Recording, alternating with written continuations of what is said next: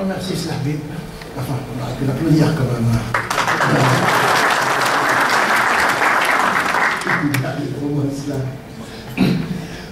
Pour ma part, je ne voudrais quand même pas déroger à cette règle.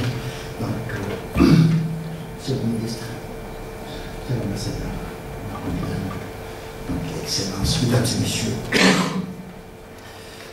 c'est un vrai bonheur de vous voir toujours aussi nombreux et aussi fidèles. Je disais donc que c'est un vrai bonheur de vous voir toujours aussi nombreux, aussi fidèles à ces rencontres, évidemment, qui, comme le disait Slahbib tout à l'heure, en sont à leur 14e édition. Ça fait quand même un sacré bail.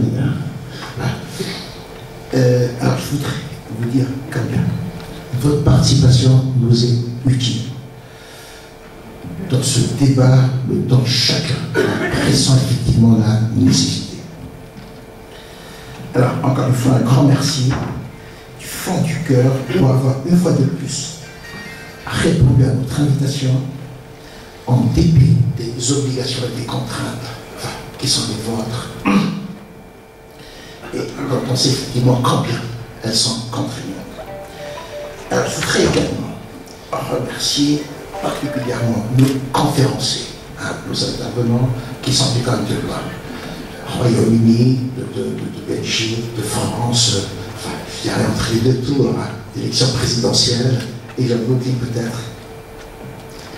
Alors, ils sont venus, répondu à notre appel pour prendre part à notre réflexion et présenter leur vision des rôles respectifs de l'État et, cela le disait tout à l'heure, du secteur privé dans cette séquence difficile de transition politique et économique avec son cortège d'instabilité,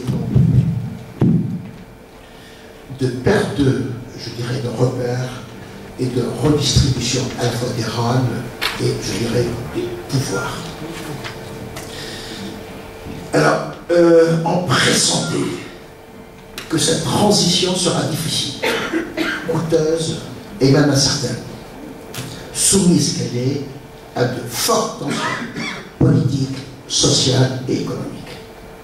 Nous en avons parlé l'année dernière, ici même, le 5 juillet, si je ne me trompe, donc à un jour près.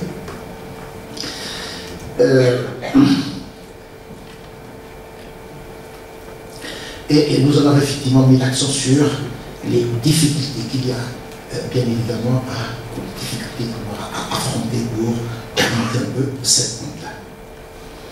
Alors tout le monde s'accordait à l'époque pour dire qu'il fallait du temps, des moyens conséquents, beaucoup de détermination et d'effort, et un fort sentiment national pour, sinon, vaincre le chômage, les déséquilibre régional, les inégalités sociales, la corruption, du moins en inverser les tendances. Et à un an d'intervalle, la situation c'est, enfin, le moins que l'on puisse dire, c'est qu'elle ne s'est pas améliorée. Sans que l'on ait la certitude que la crise soit derrière nous. Les foyers de tension, d'instabilité, voire souvent d'insécurité, hélas, persistent dans le pays. Le gouvernement est certes à la manœuvre, mais les maux dont souffre cette Tunisie d'en bas sont très profonds, largement répandus, pour être résorbés en si peu de temps et avec si peu de moyens. Pourtant, c'est dans ce contexte difficile qu'il faut se frayer un chemin pour un dialogue social calme, apaisé et constructif.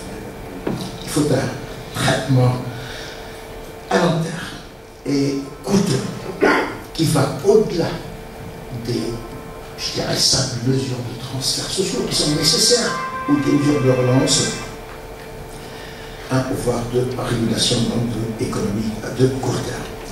L'État doit à cet égard s'investir, je dirais, dans de nouvelles missions, dans un nouveau rôle.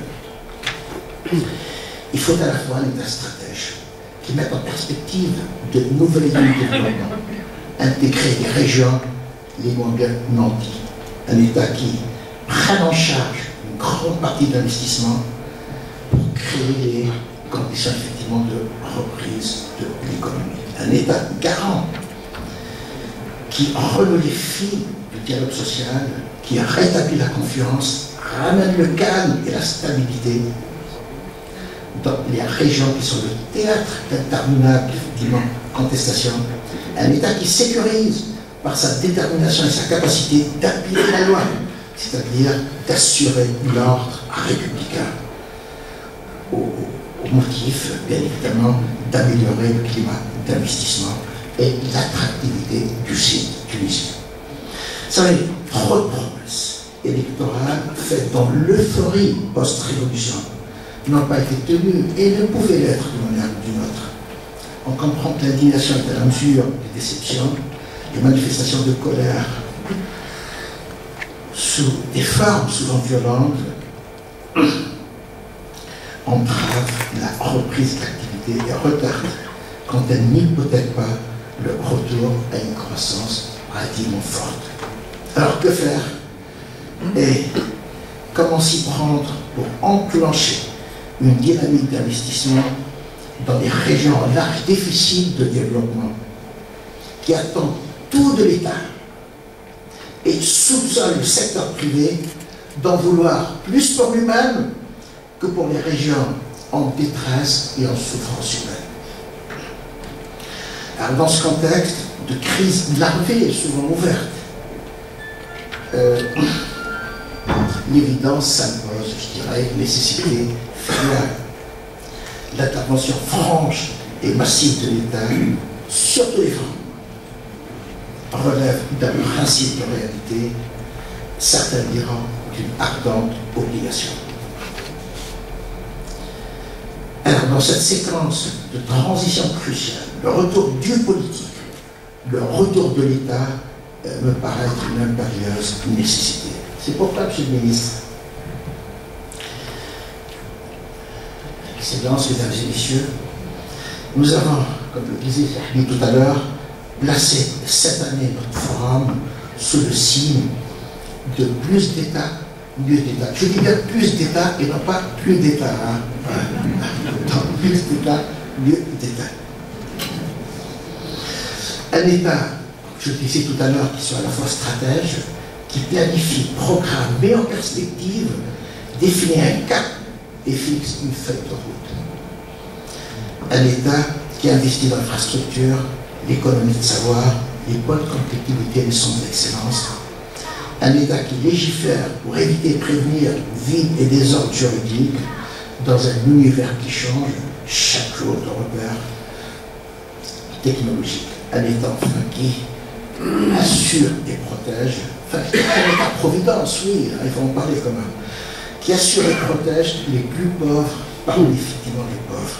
Un État enfin garant qui sécurise l'investissement, qui assure la paix et la stabilité et crée les conditions d'une croissance libérée de toute entrave.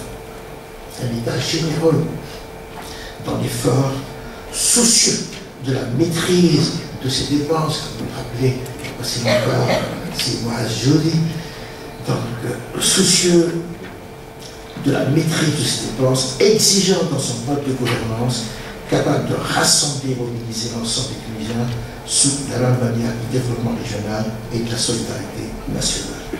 Un État dans l'unique ambition et de répondre aux attentes d'une jeunesse projetée dans la globalisation qui aspire à la liberté, à la démocratie, à la justice, à la dignité et à la modernité. Il faut toute la détermination de l'État pour venir à bout de la crispation, de la frilosité, je dirais, de l'investissement privé aux prises, un an et demi après la Révolution, à de multiples interrogations. Il ne sort pas les gens à lever le voile sur les incertitudes et les craintes du lendemain. L'État incarné, Monsieur le ministre, pour l'essentiel, par le gouvernement, doit pouvoir concilier entre le besoin pression d'investissement, l'exigence d'efficacité économique et l'impératif social. Ce que l'on sait du programme du gouvernement qu'il vient de rendre public prend en charge ces interrogations. La loi de finances complémentaire proposée au débat en ce moment, et je connais que le ministre, il n'y a pas si il était avant de venir ici. Alors, proposé donc à la discussion des constituants, fait la part belle aux investissements d'équipement, aux transferts sociaux. Il y a même des signes évidents de réforme de l'État pour libérer l'investissement et la croissance. Alors, Monsieur le ministre, je salue la présence, c'est Elena Saïd, conseiller auprès du chef du gouvernement chargé du dossier économique. Nous, comme le disait Saïd tout à l'heure, éclairera davantage sur cette question. Alors, il faut, bien évidemment, en cette période électorale, c'est là, nous avons promis des élections. Il faut donc, en cette période électorale, redonner espoir aux chômeurs et aux délais, sécuriser les salariés, rassurer les marchés pour pouvoir espérer retrouver enfin les chemins d'une croissance forte et durable. Vaste programme. La partie, vous en convenez, n'est pas gagnée d'avance. Voilà. C'est Habib Kalaoui à qui nous devons toute cette architecture effectivement intellectuelle.